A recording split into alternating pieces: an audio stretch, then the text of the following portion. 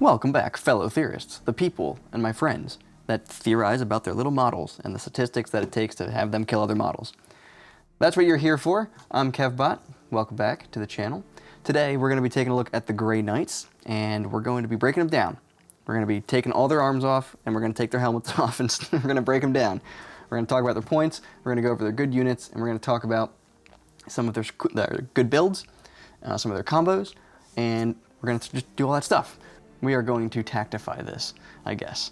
So, if you like that kind of content, take your giant Strength 14 Thunderhammer, smash the like button with it, subscribe to Theory Hammer, leave a comment down below, tell us if you like this index review, tell us what you think of the Grey Knights, how you've been doing with them, check out our other videos as well, hit Nurgle's bell icon, do all that stuff. The YouTube algorithm loves it, I love it, we all love it. So now we're just going to get into it, because this has me excited, because I played as Grey Knights recently. I've played as Grey Knights for a long time. I have a little trophy that says Best Grey Knight Player on my thing above all my models. That was a long time ago when I was actually good at this game.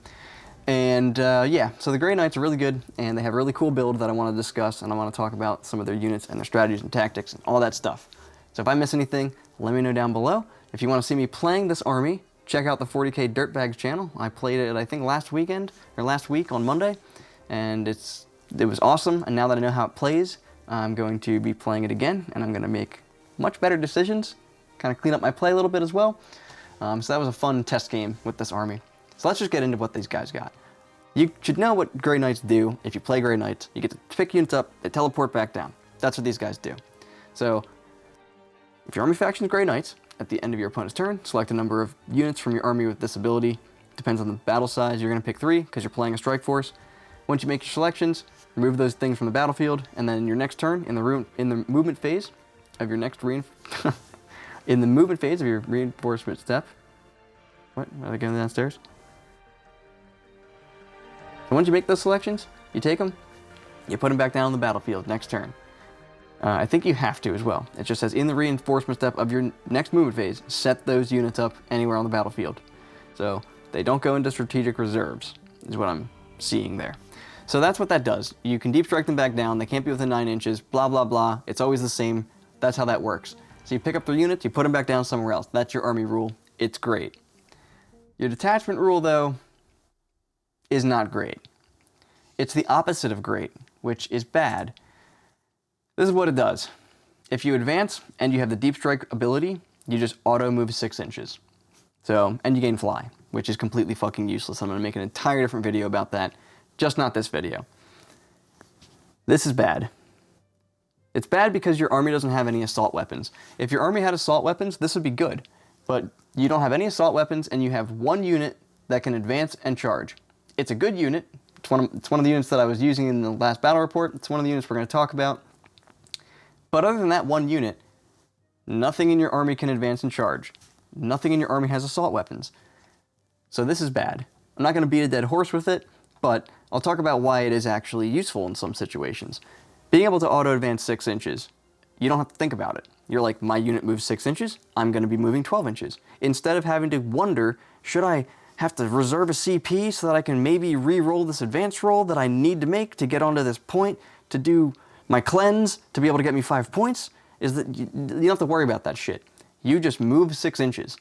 That's very, very nice to have for things like that. So for certain units like the Dread Knight and for like the dudes that come down and they can move 6 inches, I think those benefit a lot from this because they already moved 12 and now they're moving an extra 6. So if they don't have a target in their turn, then they can't shoot, and then they can't use their ability to move an additional 6 inches, so they can just advance instead. At least I think that's how that works. So this is pretty good up to the point where your stuff doesn't have assault and nothing can advance and charge except 1 unit. So that's what you get. I probably talked about it a little bit in the review that I did for this, but it's good for secondaries. It's one of the reasons why this army has some cool plays, but it's not powerful in the sense that it allows you to really get to where you need to go and then kill stuff. It just gets you where you need to go and then hopefully you survive. So the first stratagem we have here is Radiant Strike. It is battle tactics, and there's one thing in your army that gives you free battle tactic stratagems. It's your Grandmaster. I need more memory. like literal like chips in my brain so I can remember all this fucking shit. That guy gives it to you once a game. You get a free stratagem once a game. It's definitely a misprint, I think, I hope, because there's so many other units in this game that give it to you every battle round, but the Grandmaster only gives it to you once. This only gives you dev wounds. It's just not good enough. Even with a bunch of Terminators attacking in, you have like 40 attacks with Paladins, right? So that's like 7 misses on average. So now you got 30 something hits. That's 5 devastating wounds. Maybe 6 if you really want to get lucky. That's just not that much. Like, it's just not enough. You're already wounding the things you care about, like strength. You're strength 6 in combat, so you're wounding the things you care about on 5s and 6s anyway. Getting dev wounds on 6s is nice. It's just like, I don't know, man. It's not worth 2 CP. If it gave it to you in the shooting phase, it still wouldn't be worth 2 CP because there's not enough units that get... Well, actually, it might be good. That actually might be good because of the Grandmaster Dread Knight.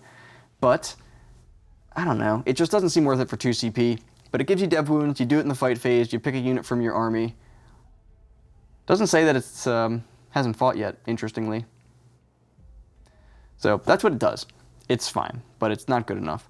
Prognosticated Arrival, though, I'm going to rave about this for a little bit, because all these stratagems that allow you to deep strike within 3 inches are super duper good. You pick a unit in your army, it has to be arriving using the deep strike or teleport assault abilities, it comes down within 3 inches, it cannot charge. This is 5 points for deployed teleport homers. This is at least 3 points for behind enemy lines. This could be 8 points for capture enemy objective or outpost. This is a very good stratagem, no matter which way you slice it. It's Epic Deed, so you can't get it for free. You can't be teleporting 10 Terminators down, which already have a pretty big profile anyway, so that's kind of hard to do. But this is really good for small units of things that want to just jump onto an objective. So that is something that you can use when you really need it. I don't think that you might use it sometimes when you really need to get close to something that's going to move far away next turn from where you were previously, but it's otherwise just going to be used to get you points. This is a point-generating stratagem. Death from the Warp, I don't even care. I don't care. We're not going to talk about it. Haloed and Soulfire, also almost not worth talking about. It is good. You pick a unit that came down in your movement phase that turn using the Deep Strike or Teleport Assault abilities, it gains Lone Op. So a lot of the time, your army isn't really a shooting army, so you want to be in positions where you're not shooting and you're getting into combat instead. When you're getting into combat, you're generally going to be within 12 inches of stuff. So getting Lone Op, and the board's small, like, I just don't think this is worth 2 CP. The fact that it is because you can take it on 10-man Terminator squads and just make them safe for a turn if you put them somewhere in the backfield. But terrain already makes things pretty safe, so it's not a stratagem that I've used very much. Maybe I'm wrong about that. Let me know down below. I think the stratagem's kind of shitty just because the game is played in a way where you want to put your units in positions where they're guaranteed to die, unlike the last 8 editions. So,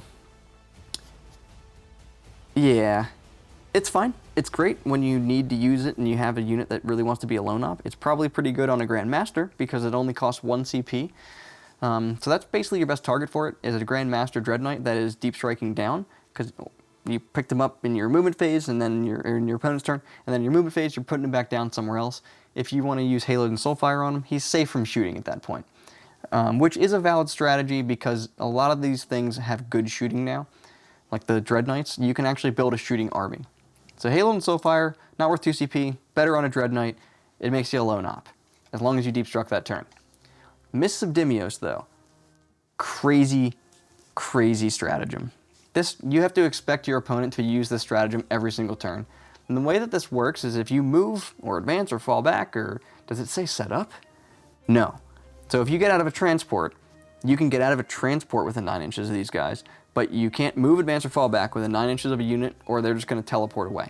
They're going to go into deep strike reserves, and you're going to be out of position. You're not going to be able to charge the thing you thought you were going to charge to get onto the objective. You're not going to be able to shoot the thing you thought you were going to shoot. Expect them to use this every single turn, because this stratagem, it works really well with the way the army works, being able to reposition things. This basically gives you a 4th thing that you get to reposition. This is also very good with Sigil of Excellence. Excellence. The Sigil, you put it on something like a Grandmaster Dread Knight, you put it on something like a big squad of Paladins, you teleport or put that unit, move it up, advance it an extra 6 inches, put it onto the objective in the middle. You want to move within 9 inches of me? Cool. I'm going to Mist of Dimios the fuck out of there. Oh, you want to shoot at me? I'm going to Sigil the fuck out of there. So you can make this unit that's like, you can't really interact with it.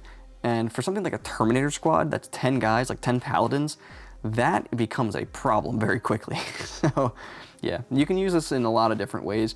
You don't have to put them into strategic reserve. You could also move them, which has its place. So what you can do with that is you can move a unit 6 inches and make a wall behind a wall so that they can't charge through the wall, and then you don't have to like reposition them somewhere else, be outside of 9 the next turn so that you can't charge and stuff, and that's harder to charge.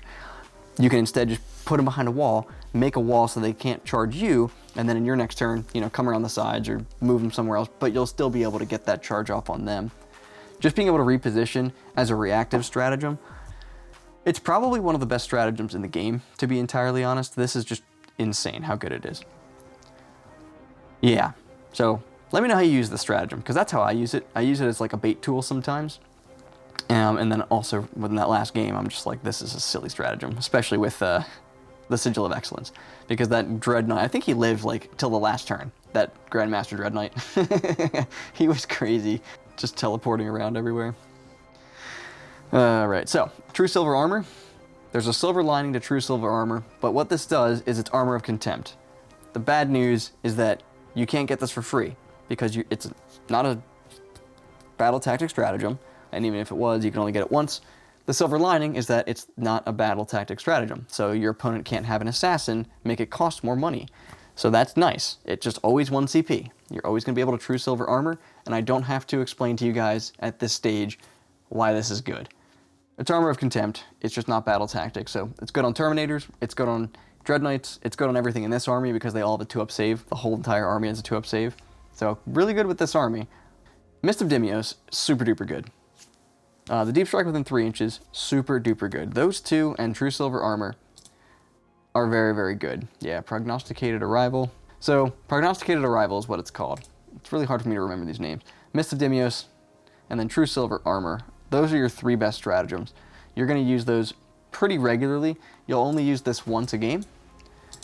You will use this multiple times a game. You'll use this every turn. Because if your opponent gets within 9, goodbye. So they're not going to be within 9 inches of you, hopefully, and then they have a 9-inch charge to make. Enhancements here. There's 2 good ones. There's First to the Fray. You can come down in the 1st, 2nd, or 3rd turns with Deep Strike. You can use Rapid Ingress on them, I believe, because they're allowed to come in that turn. So you can Rapid Ingress a unit turn 1 if you're going first. Very, very good. If you're going second, not so good, because you can pick up your units and then bring them down anyway, because they were teleported up that turn. So you don't really need it at that point. So you're going to want to put this on things like Terminators. This will allow them to come in a turn earlier, and you can also do it with Rapid Ingress. That's really, really strong. Your opponent's like, hey, here's my first turn. I'm like, cool, Rapid Ingress this unit right behind the wall. I'm going to take the objective from you next turn. Like, for sure. I guess it would probably be Paladins that you're doing this with, but First to the Fray, very, very strong. Really cool with this detachment and with this army, because it really plays into the way that they play with being able to like do this teleporting thing. And I really like teleporting. Teleporting is like the best thing in any game ever. The problem here is, unlike Necrons, these guys don't have any good shooting. So being able to teleport around sounds really cool until you're like, wait, I'm 9 inches away from everything all the time, and I can't like make 9-inch charges because I suck at this game. That's what this army plays like. So if you're playing it like the normal way. So that's pretty much it. You do have the Domina Liber Demonica. And then you have Inescapable Wrath. Inescapable Wrath ain't bad. Adds 1 to your charge rolls made for the bearer's unit. Not bad. You can charge on an 8 instead of a 9. But Sigil of Excellence is the best one here. This allows you to move a unit, and you just teleport it away. You pick it up, put it down somewhere else on the table that's more than 9 inches away. That rule is hard, steady, and fast. It's always 9 inches away from enemy units if you're putting a unit on the on the battlefield like that. So yeah, you pick your thing up, you plop it down somewhere else, and that's in the same turn. Your opponent, it's like, I'm going to shoot this big squad of stuff for your Dread Knight or whatever it is, and you're like, okay, I'm going to teleport it over here, and next turn, it's going to kill you, because it's going to charge you and do all this cool stuff. Awesome. Super duper good on just about anything. It's very disruptive. Like I said, your opponent expects to be able to do something or are positioned in a way where they have taken up resources, so now they have to shoot their tank at this thing, and this thing is no longer there, and now their tank's kind of just sitting out with its dick in the wind, like, I guess I'll shoot it at this squad of dudes instead of the actual target that matters. Sigil of Excellence is super duper good on anything you take it on. Being able to deep strike around like this, especially when the next turn you can pick them up and put them into strategic reserve, it's just so good. It is so good. So that is your Sigil of Excellence, or yeah, your Sigil. The other two, like I said, don't really matter too much. This is probably better. Yeah. Nah. Add one to the wound roll. This isn't bad, but yeah, no. So, First to the Fray, Sigil of Excellence. Those are the ones you care about. First to the Fray is 35 points. So, the most expensive one on the list here. Sigil is 30. I don't use First to the Fray very much, but it is super duper good. It's good. I don't use it because it's so expensive, but I do use the Sigil, because the Sigil is dumb. It's a very dumb thing. It allows your stuff to live for an extra turn, and there's only 5 turns in this game. Alright, this guy, Kaldor Drago, first up on the list. He just happened to come up, first one in the index here. I love this guy. I said in my original index review that this guy is garbage. I mean, look at him. He looks ridiculous in every possible way. He's holding a sword like this. I can't even do it on camera here. It looks like shit. So, he's insane in combat. This AP 4 and flat 3 damage, pretty good. Especially when it's anti-demon 2+. So certain things, I think like an Avatar is a demon, Mortarion's a demon, you got all these demon characters that are kind of like randomly out there. He wounds them on 2s, and it's AP 4 and a flat 3 damage. The reason why he's so good though, is because of this. Being able to get a unit of Terminators into combat the turn they come down reliably, getting +3 to their charge with this one with the warp ability here, that is the reason why he's good. He's overcosted, what is he, 120 points? Kaldor Drago, 125 points. So definitely overcosted, but getting +3 to your charge gets an entire 10-man Paladin squad into combat. That is a hard thing to deal with, especially with True Silver armor, because now they're having, they're removing your AP by 1, and they have that 4-up invuln. Maybe you piled them into cover slightly or something, but trying to get through it at that point is hard, because that unit will probably come down and kill whatever it charges, especially with this swinging in. That's really good. But that's basically why he's here on my list of units that you care about. He's got a 2-up save, 7 wounds, T5. He's a Terminator with 7 wounds for all intents and purposes, but it's this +3 charge. That gets you onto objectives. That's the main reason why it's good, because it allows you to steal objectives from your opponent pretty reliably, or just be able to get in on something that you need to get in on. Getting that +3 inch range, it's like, if your opponent doesn't expect you to be getting in range of things like that, and getting into combat with their stuff, it throws them on their back foot. And this is a great thing to have for that. But he is overcosted for 125 points. He should probably be closer to like 110 maybe. Even then, I'm like, yeah, but his combat will kill stuff. So, against things with an invuln, it's not going to kill as many, but a lot of units in this game don't have invulns, and this guy just cuts through them in combat. I had this guy kill like an entire squad of aggressors by himself in a game with Derek on his channel, 40k Dirtbags. Go check him out. I had this guy kill an entire squad of aggressors, and from that point forward, I was like, you know what? Maybe he's not awful. So, yeah. He's very expensive, but he puts out. Drago has no war gear options or anything. He does have grenades, so that's going to be your main thing that you care about on him, is he does have grenades. So Voldus, not great. We're not going to talk about Voldus in this video. The Grandmaster, we will talk about the Grandmaster in this video, because GW does its flip-floppies, and his ability for Purity is actually useful again. While this model is leading a unit, you can ignore any or all modifiers to the characteristics of models in that unit, or to any tests or rolls made for them. They just ignore everything, except for modifiers to their save. This works for damage. So against things like Catan, he now allows your unit to actually be able to hurt Catan because they're 2 damage apiece instead of 1. Yeah, you still win him on 5s, your combat's still awful, but getting the ability to ignore the damage modifier is very, very good. An Avatar, you ignore its half damage as well. So anything with half damage, anything with -1 damage, like a Dreadnought with the Redemptor Dreadnought, -1 damage? Nope, not against this. Not against these combat attacks, not against their shooting. So that is very, very good. Very, very good. Again, there's not a whole lot of super duper powerful units in this index, so it's not breaking anything. There's not any crazy combos it unlocks or anything like that. It's just good. And then he has his once a game, once per battle. God, that's such bullshit. Your Grandmaster is, how many points are these guys? I don't actually remember.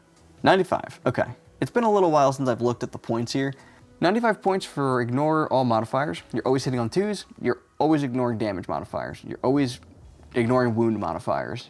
So all those modifiers don't matter on this unit. So that's very good. Very good for 90 points. He brings 5 attacks to the table. Why isn't it 6? I don't know. Neither do you. Nobody knows. He brings 5 attacks to the table hitting on 2s with his force weapon. So basically an extra paladin with an extra attack on this guy. He can take a side cannon. That's what you're going to give him. Although maybe you start taking incinerators on some stuff at some point. Grandmaster's really good. The Grandmaster Nemesis Dread Knight, 200 points. This is a good unit. It's a good unit because its abilities, or not its abilities, but its gun got way better. So did its Nemesis Great Hammer thing. So the thing you care about here is this heavy psi cannon. It's got 6 shots at strength 10, AP 2, 3 damage flat, but it also ignores cover. I'm not sure why. They could have just made it AP 3, but it ignores cover for some reason.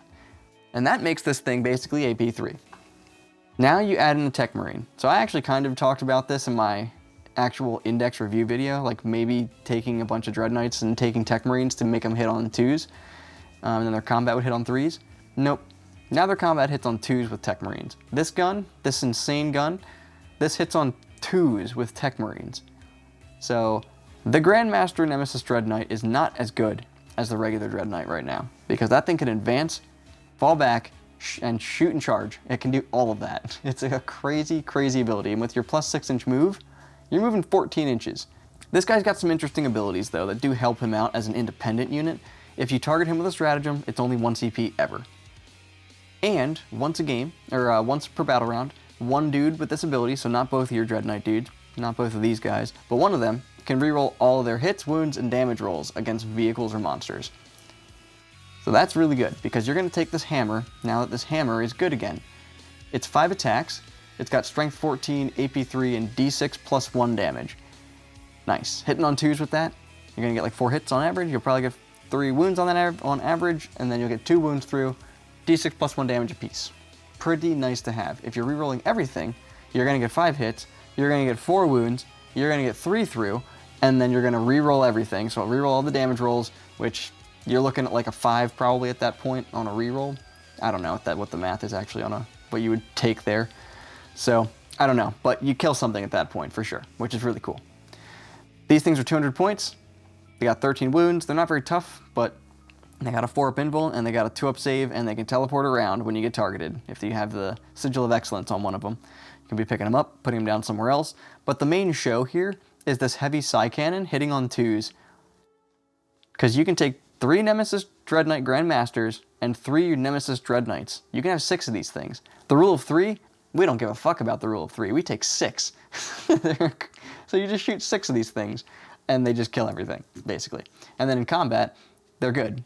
They're AP 3, D6 plus 1 damage. They're better than a Redemptor in combat. So really strong unit, 200 points.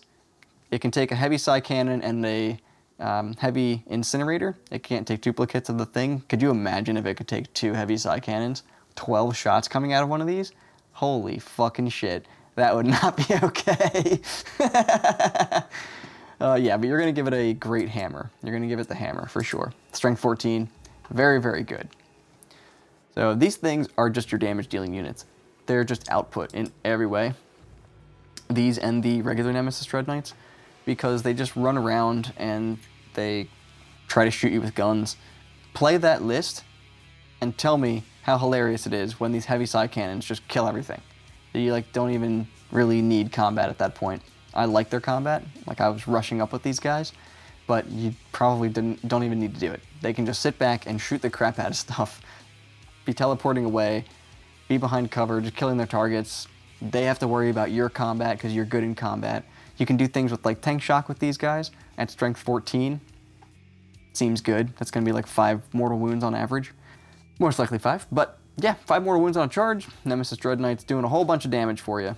That's what they do. They could probably maybe get you some secondary points, but they're designed to be one of your damage units. At least that's how I would play them. Alright, so then we got Crow here. Crow is pretty good. He is a competitive unit as well. His stat line's fine. You know, he's got 5 wounds, 2 up save, 4 up invuln. His combat is nice with dev wounds and precision. I always forget about the precision. But, you know, he's got a Grey Knight strike profile. Hitting on 2s with 5 attacks, deep precision, dev wounds, all that cool stuff. Now, the reason why you would want to take this guy is because he's 75 points, I'm pretty sure. Let's double check. 75 points, yep. He gives all of the dudes that he's leading +1 to their Purifying Flame shots. And the Purifying Flame is this anti-infantry ignores cover thing that's pretty good. It's going to be 4 shots, strength 4 AP 1, ignores cover. So it's basically strength 4 AP 2 with anti-infantry 2 up. Each one of the other dudes is going to get +1 to their shots. So you're putting out 24 shots with this, which is very, very good. That's pretty much all he does. He just attaches to a Purifier squad and makes them better. He's not an auto take. Purifiers, we'll get to them because they're very good. I was going to say they're probably not auto takes either.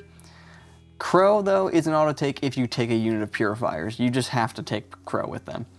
He makes their damage output better, gives some cool combat, and he's got this other ability that doesn't matter. So he's pretty good. Amping out the damage output of that unit, if you put it in the right spot, that unit will kill a lot of very small little Ghiblies, and then you can maybe Armor of Contempt them, keep some of them alive. Once some of them die, they get +1 to hit, and if you kill more than half the unit, they get +1 to wound. So you can have that unit be +1 hit, +1 to wound with either its flamers or some dudes in combat. He's just good. He's good with them for sure. So put Crow and that unit in your list. I have one. They're fun. Obviously no war gear options. He does not have grenades. He's not throwing any grenades at anybody ever. The champion, we don't care. The librarian, what a shame. The librarian went up in points. He's 110 points. He's got the Vortex of Doom. We will talk about what this does. This is why you take him. In your shooting phase, you can select one enemy unit with an 18 invisible to the Psyker and roll a d6. On a 1, the Psyker's unit suffers d6 mortal wounds. On a 2 to 5, the enemy unit suffers 2d3 mortal wounds. On a 6, you suffer 2d6 mortal wounds. This does more mortal wounds than I think any other psychic ability in the game. So this is just a straight up damage output unit. You put this guy with a squad of Terminators, teleport him down, mortal wounds on stuff. He can do this if he falls back. He can do it if he advances. He can do it if he's in combat. He can just always do it. This used to be 100 points for a librarian. 110, more than 100. He's still very good. You put him with your Terminators and you have to size up whether you want this extra damage output from him or if you want something like Drago or a captain in that unit instead in order to be able to do some other stuff. That unit's going to do, it's going to have a different role than it would if you had a librarian with them, in which case they're just not doing anything besides trying to get damage on your opponent. The librarian is very good because you can take like a couple of them, put them with a couple of Terminator squads, use them as some of your damage output. Like, you'll be surprised. If you take 2 librarians, you'll be surprised how often you roll a 6 on one of those 2, and you just 2d6 mortal wounds. So if you have 2 of them on the table, the first 3 turns, you should get a 6 on one of those. You're probably not going to do anything on the first turn, so turns 2, 3, and 4, out of one of those turns, you should be getting 2d6 mortal wounds on something once a game. So that's pretty nice to have if you have 2 of them. Now you're just as likely to fail these as you are to get that 6. So once a game, you will also fail one of these, and it'll kill like a Terminator into half or 2, and it'll feel bad, but being able to do d6 mortal wounds at any time to your opponent, it makes it so your opponent has to focus on this unit it's a nice unit to have for you to kind of draw firepower to. So that's one reason why I would still probably take one, is because it is a unit that people want to get rid of because of its potential for damage output. And so you can kind of use that to your advantage in some situations. So that's your Librarian. Tech Marine, what a good unit. This guy is insane. Dumb unit. He's 65 points, I think. Just kidding, I meant 60. He repairs vehicles in your command phase. No. It's fucking different. I didn't even know this. It's within 6 inches. Oh my god. That makes this army so much better.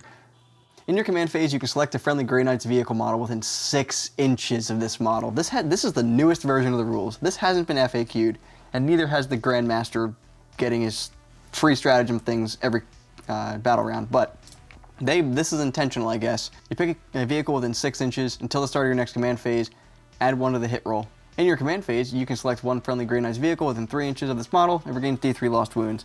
Am I just crazy? No, it's fucking different. This is stupid. Just make it the same. And make this in your fucking movement phase. He can repair vehicles. This is also in your command phase within 3 inches. You pick a vehicle, regains D3 lost wounds. And then you can pick a different vehicle to get +1 to hit, and that's within 6 inches. It's within 6 inches. That's so good. All right, and then Tech Marine. While he's within 3 inches of a friendly Grey Knight's vehicle, he's a lone operative.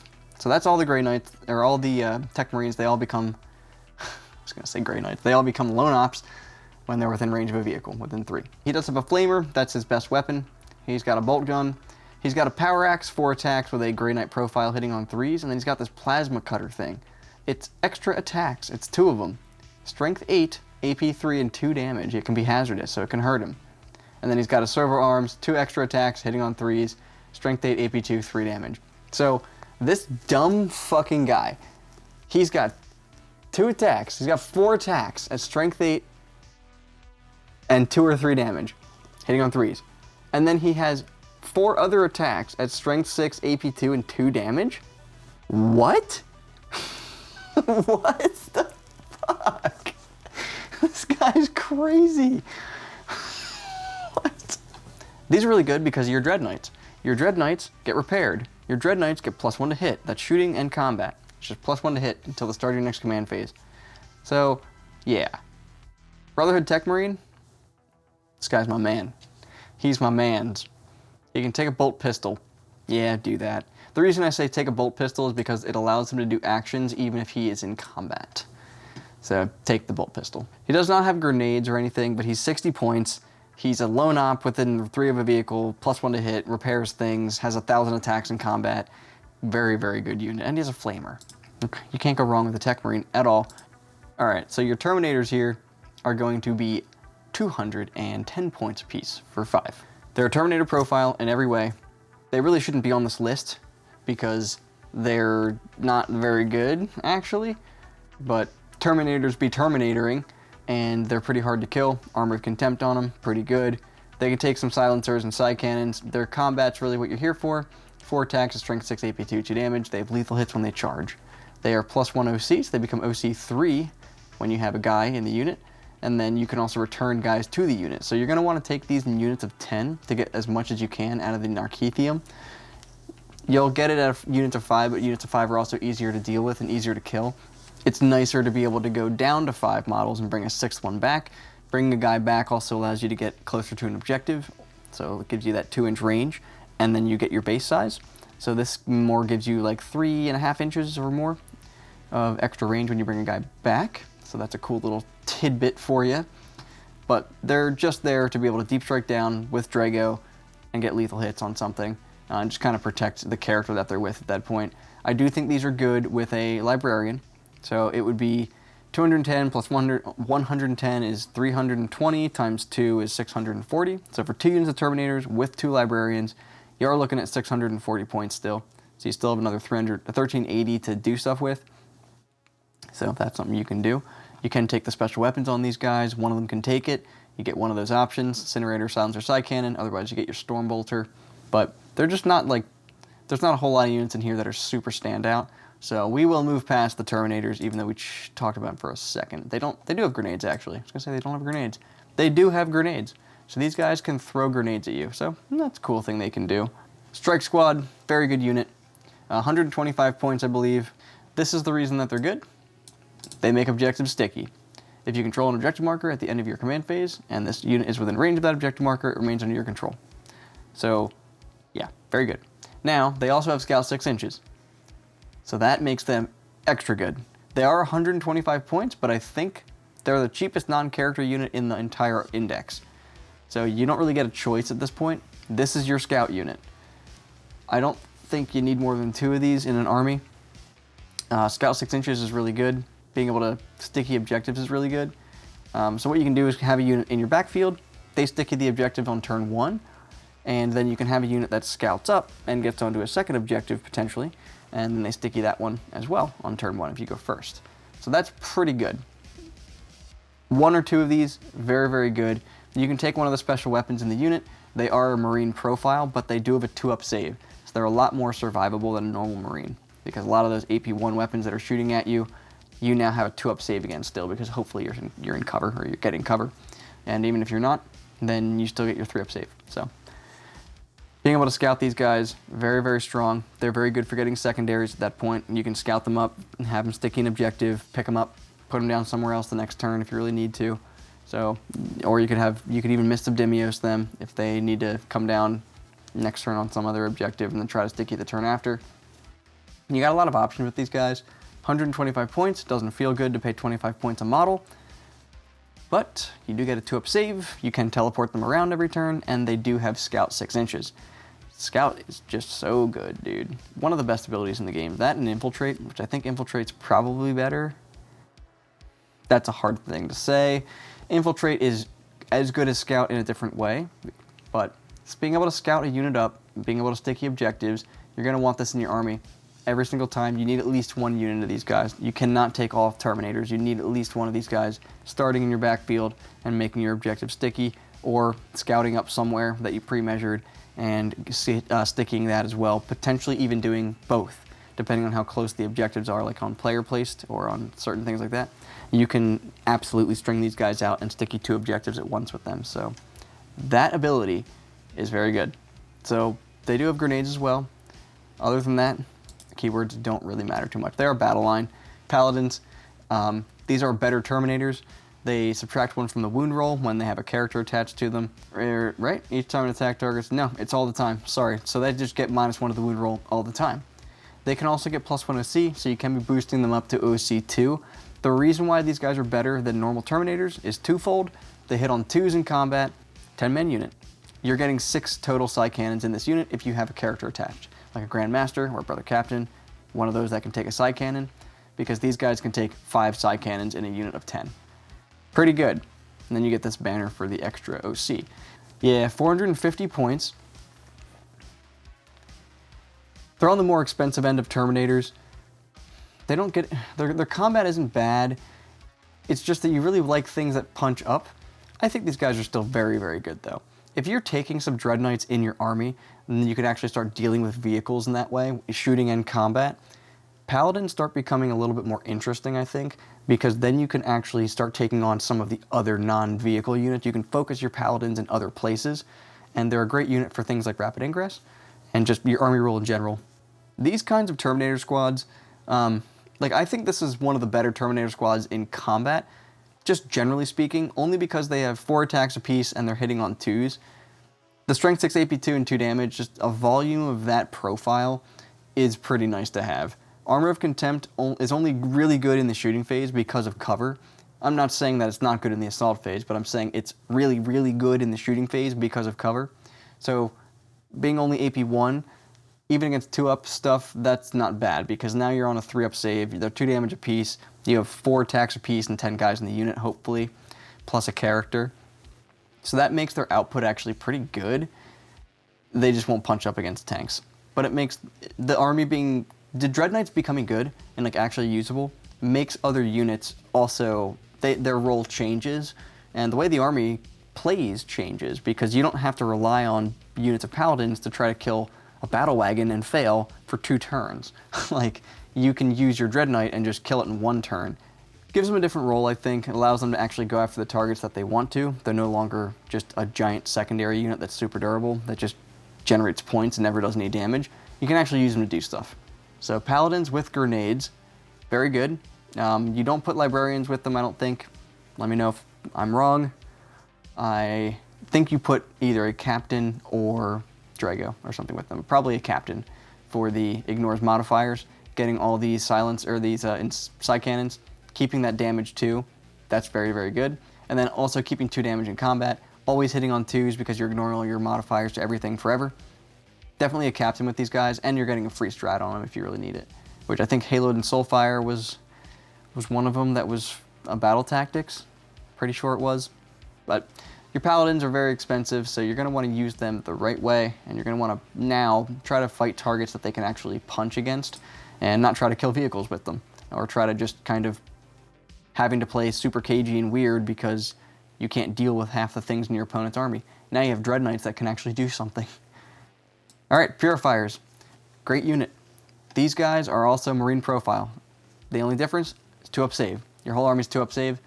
So Marine Profile, 2-up save, nice. Because now that you have Armor of Contempt in cover, and AP2 is the only way that you're starting to get through stuff at that point. And even then you're on a 3-up save, you got 10 guys in the unit. You better have a lot of shots in order to really deal with something there. These guys are good because they have like 4 billion different guns. They can take 4 special weapons. So take a Flamer. The Flamer is going to be ignores cover torrent, it's D6 shots, strength 6, AP 1, and damage 1. Not bad. So it's basically AP 2 because it has ignores cover. So I'll take it. Then each guy has a Storm Bolter. So if you deep strike within 12, each guy's getting 4 shots out of that Storm Bolter, which isn't great. Strength 4, AP 0, damage 1. Then you have Purifying Flame. This is the thing that is one of the better things. So this is going to be 2 shots because you're going to have Crow with this unit. It's a requirement. I said so. They're anti-infantry 2-up, ignores cover, strength 4, AP 1, damage 1. So basically strength 4, AP 2, damage 1, anti-infantry 2+. These will mulch things. This unit will come down, shoot 20 Purifying Flame shots. 28 shots here, 24 shots here if you include Crow, and then, yeah, you know, about 20-something shots from your Flamers. This unit just mulches things, and then each time a model in this unit makes an attack, you add 1 to the hit roll if they're below starting strength, and then 1 to the wound roll if they're below half strength. So if you have 4 guys left in this unit, they're +1 to hit and +1 to wound, and then in combat, it could be those guys, 3 attacks, strength 6, AP 2, 2 damage, hitting on 3s, so they'd be hitting on 2s, wounding on +1, or you could keep your Flamers in there, give them +1 to wound, probably keep the Nemesis Force Weapon and try to get them +1 to wound. This unit's 260 points for 10. With Crow, that's an extra 75, so you're looking at 335 for that? 335, come down, mulch something. Maybe be able to take some punching in return, then be +1 to hit, and then maybe even be +1 to wound. So this unit's really, really strong, because they can come down and they can just completely kill an infantry unit. They won't do too much damage against things like Terminators. The Armor of Contempt and this AP1, it's just not good enough. But being able to kill specific units, because your army kind of needs, like, Storm Bolters don't get it done. They just don't get it done. And if you're playing some kind of all-comers army, Purifier Squads are going to be a good anti-horde choice to take, because these guys will come down, they'll kill an entire squad of Accursed Cultists. They will kill an entire squad of Kriegsmen with like a 4-up, 5-up. They will come down and they will just kill the whole unit of whatever you need to shoot at. And that's nice to have, because there's a lot of armies in this game that put out like big hordy squads of things that they can make really durable, like Abaddon, for example, or like the Kriegs guys with the Primaire Psyker, things like that, where you can just have these big 20-man blobs of things, maybe even bigger, that all have a 4-up invuln and some other kind of ability with like Feel No Pain or something. It makes them hard to get through. This unit will just kill them. It'll just kill them. So, very, very, very good unit. Interceptors. Same profile as the Purifiers. So, Marine profile with a 2-up save. These guys also have a 12-inch move. And these are the guys that can move 6 inches after they shoot. So, in your shooting phase, after this unit has shot, if it's not within engagement range, of course, it can make a normal move up to 6 inches. If it does so, it cannot charge. So, the reason why this is good is again because of secondaries. I probably mentioned this in my index review, but that allows this unit to teleport down, shoot something, not really do any damage to it, and then move 6 inches onto an objective. Here's my objective. Can you see that? Yes, you can. You have to be outside of here because I'm on the objective, I'm surrounding the objective, and you've got to be out here. You got to be outside 9. So, I'm now going to move 6 and I'm going to be within 3 inches of the objective. That's how that works. Unless you're literally surrounding it, like completely surrounding it, then you can't, because you can't come within an inch. But if you're portioning off a part of it and another part's exposed, I can come in within 9 of you and then I can move 6 onto the objective. I can come in within 6 of your deployment zone and then move into your deployment zone, get behind enemy lines, or deploy teleport homers, because I think behind enemy lines you have to be wholly within. I can be wholly within if I need to, potentially, by being 4 inches outside your deployment zone. Now I can move 6 and be wholly within your deployment zone, because your base is bigger than an inch. So yeah, you basically can do all these cool things with this unit. I love this ability. It allows you to pepper stuff as well. You can move out from cover, and you can shoot something, and then you can move back behind cover. Having a 12-inch move makes this a threat unit. You can move this unit up. It's going to get 12 attacks with strength 6 AP2 2 damage. That'll kill stuff for sure, plus it's got shooting in addition. So this unit is really good. It is 135 points, so you're paying a premium for them. But the move, shoot, move, a mechanic, it's always been busted, especially in other editions, like with Eldar and Tau. But this is good. These guys can also, obviously, they can deep strike in. So you don't have to use this when you deep strike, but you're usually always going to. And it just gives you a lot of options. I like having options. And I like Inceptor squads or Interceptor squads being able to come down, get me points, maybe be hiding, maybe not, maybe I use them as a unit that I push up in your face around early turns or something like that. Bring them up the next turn, put them down, move them 6, get onto the objective, something like that. These guys have a lot of different things that they can do. They're just expensive. They're 135 points a piece, so you kind of have to pick and choose what you're going to do with them and probably get a good feel for how they work and how they play. That's my recommendation there. Again, they do have grenades. You can take a single Psy Cannon or a Flamer. I'd probably just take the Flamer, man. The Psy Cannons just never fucking do anything. They just bounce off of everything. They have a good profile until you go to shoot with them and you're like, okay, I got 1 hit this time. Oh, I didn't wound. Or you go to hit with them and you're like, I got 2 hits. Oh, look at that, I got 1 wound. Oh, you're in cover? Oh, you made your save? Okay. And like, by the end of the game, they failed like 1 armor save from a Psy Cannon and took 2 damage from it. Fuck that, just take an incinerator. The Purgation Squad's useless to me. The Nemesis Dread Knight is amazing now. This thing is 185 points. It's the same as the Nemesis Dread Knight Grandmaster, so it's got the same exact profile, 13 wounds, 2 up save, toughness 8, moves 8. It is also OC4, which I didn't mention on the Grandmaster. He's OC4. So they actually can start picking up objectives because usually vehicles like this are OC3. This thing is OC4. It's the same thing as the Dread Knight. It's got big giant hammer, strength 14 AP3, damage D6 plus 1. It's got big giant gun, strength 10 AP2, damage 3, 6 shots, 24 inches, ignores cover. It's a stupid gun. This thing can advance and shoot, and fall back, and declare a charge. This model is eligible to shoot and declare a charge in a turn in which it advanced or fell back. Because of your army rule, you're now going plus 6 inches, so you're going 14 total. And then this thing can charge you after it shoots you, and it's plus 1 to hit because the Tech Marine that was there gave it plus 1 to hit it. That's what these things do. They are very, very good. They also have this Flamer on it. You're always going to take the Flamer and the Heavy Psy Cannon. But yeah, these things are super good for 180 points. They're more durable than you would expect having a 4-up invuln. So even though they're toughness 8, having a 4-up invuln is pretty good. Their worst enemy is a bunch of like damage, like low strength, strength 8, strength 9, damage 2 or 3. That is their bane because they can start taking a lot of actual wounds at that point. And when you're taking a lot of actual wounds, you're going to fail your save at some point. And getting that damage through, it's only got 13 wounds. Can't take too much damage.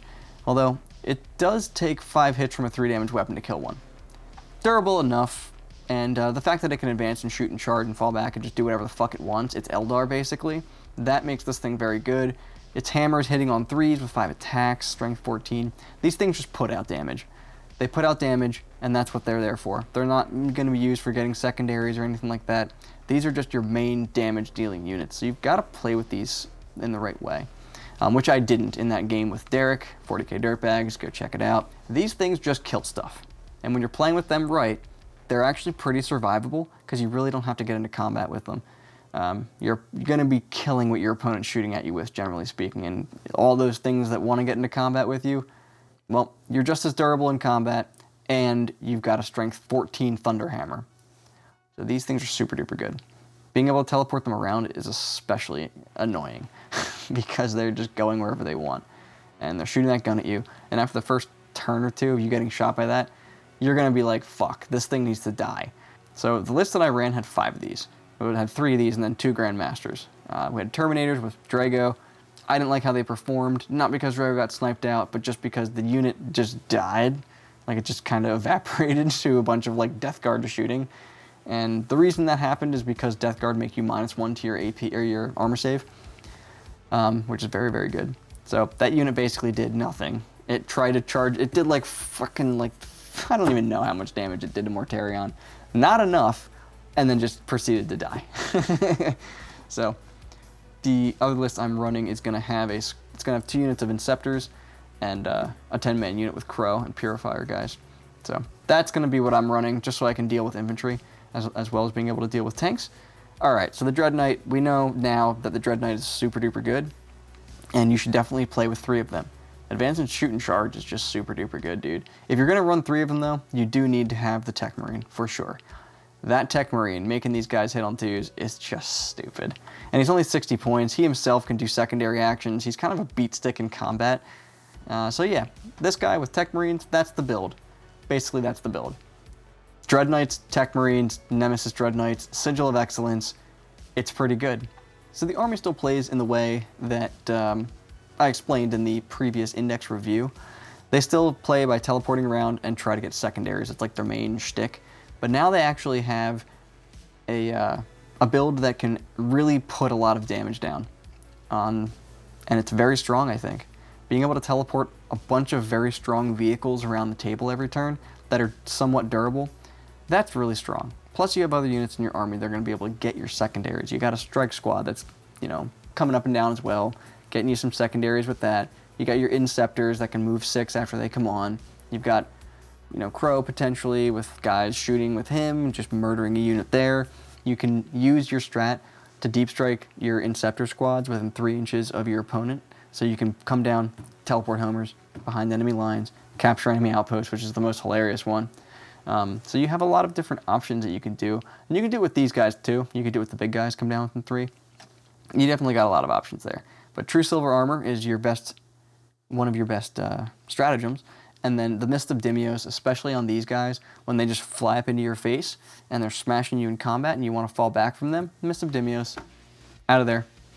So that actually happened to me when I played Derek during an RTT. I thought you could get into the Land Raider by just being within 3 inches of it. You actually have to declare a fallback move in order to move into a transport. You have to move or advance or fall back within 3 inches of a transport in order to get in. You can't just be within 3 inches of it anymore. So I was like, okay, I'm going to fall back in that case. And then he was like, okay, I'm going to Mist of Dimios. And I was like, oh, motherfucker, I forgot about that. And that's the thing. Mist of Dimios, even though you use it like every turn, it takes a little while before you like get used to that, where it's like, I have to think about Mist of Dimios every time that I move something around, or am I going to get like fucked over by this? Is he going to move behind a wall? Is he going to teleport the unit away? I don't know. I can't predict what he's going to think because I'm not psychic like these guys are. I do think the Grey Knights are actually pretty good now. It's a shame that most of their units are still not very good, but I like that they at least have some play now, because when their codex comes out, a lot of these units might become really good. Like maybe they have a detachment where you can like move 3 inches after you shoot or something like that. And that's just like what you get for your whole army. And that makes these good or something along those lines. A lot of these other units I'm not talking about here. It's not because they're bad, which they are bad, but it's not because they're bad. It's because they're just not good right now. Once we get an actual codex for the Grey Knights, I'm hoping that they get some cool detachments, because this one's useless for most of these things because you don't have any assault weapons like at all. I don't think you have any in your army at all. You might have one or two, like I said, and let me know down below, but nah. So being able to use that to your advantage and take a build that actually works with it, it's the Dread Knight build through and through. So taking Dread Knights, it allows you to take some good units that put out a lot of damage, and it still allows you some room to take some other units that are going to get you secondaries. When you build a Grey Knight's army, you're also going to want to take some Imperial Agents. Like, you're going to want to take the Caldas Assassin, because that's just another unit that you can pick up every turn and put down somewhere else. And she's really good for getting secondaries, because go watch that video. So yeah, that's basically the only thing you want in there. Derek runs Kodiaz in his army, and I like Kodiaz a lot in the Grey Knight army because they like to use CP on stuff like Mist of Dimios every single turn. And so you're basically down 1 CP every turn because of that, unless you're discarding secondaries or something. So he puts Kodiaz in there so that you can kind of balance out the amount of stratagems and CP that everyone's using. I don't put him in my list yet, right now, but the Caldas Assassin's in there as well. She's insanely good. She's going to be able to get you secondaries while these guys punch things in the face, and your other units are hopefully getting you secondaries as well, sticking your objectives, kind of helping you play the game in that way. You always have to play very tactically and tactfully with the Grey Knights because their units are very expensive. They always have been ever since they're forever. So they're always going to be one of those armies where they can put out a lot of damage, at least in theory. Before these guys got good, they were just garbage. But they should be able to put out a lot of damage in theory, but have very expensive units that you pay a price for if you lose them, if you play with them wrong. They were always kind of a finesse army, very surgical. This one, not so much with the Dread Knights, but generally speaking. And it still is that way. I just think that these finally unlock the ability for your army to actually play the game and like kill things, which is very nice to do in this game, because it doesn't feel good when your army's getting blown off the table and you're just putting things down to get secondary points, just being like, go ahead, your turn. That's not fun. So these guys adding a lot of extra damage output to your army and actually being usable now, it spices things up a lot. I think that's it for this Tactica. Hopefully you guys learned something in this video. If you liked this video, purge the fucking like button, subscribe to our channel, check out our other videos, hit Nurgle's bell icon, leave a comment down below, let us know what you thought of this review, tell us what you liked, didn't like, tell us if there's any other units that I missed that are super good and that should be included. And with that, I'm going to teleport over to Titan, that's the one, and I'll see you guys in the next one.